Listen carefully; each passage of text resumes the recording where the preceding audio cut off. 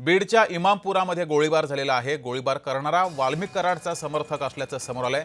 Safwan Khan असं या आरोपीचं नाव आहे आणि तो वाल्मिक कराडचा समर्थक असल्याचं समोर आलंय। या सफवान खानवर अनेक गंभीर गुन्हे दाखल आहेत। जिल्ह्यातील कायदा सुव्यवस्थेचा प्रश्न त्यामुळे पुन्हा एकदा ऐरणीवर आलाय। इमामपूर रोडवर सलीम पेट्रोल पंपाजवळ रात्री 7:30च्या दरम्यान ही घटना घडली। गोळीबार करणारा सफवान खान याची त्या भागामध्ये दहशत असून तो वाल्मिक कराडचा निकटवर्तीय आहे अशी माहिती समोर आली आहे। सफवान खानवर अनेक गंभीर गुन्हे सुद्धा दाखल आहेत।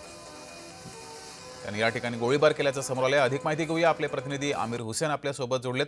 आमिर, वाल्मिक कराडचा समर्थक असलेल्या या सफवान खाननं गोळीबार केल्याची माहिती समोर येते आहे। काय नेमकी कारवाई केलेली आहे, काय नेमकी घटना आहे?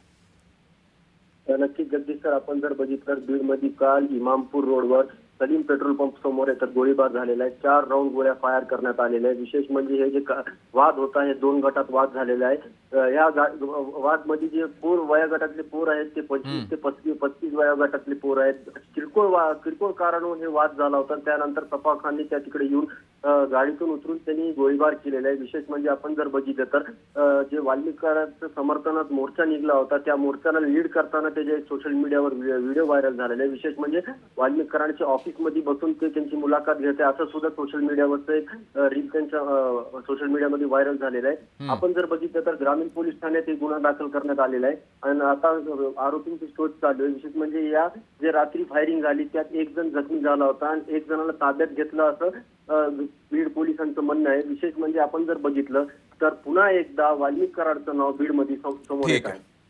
आमिर, तुम्ही असेच जोडलेले रहा, आणखी एका बातमीवर तुमच्याकडून माहिती हवी आहे।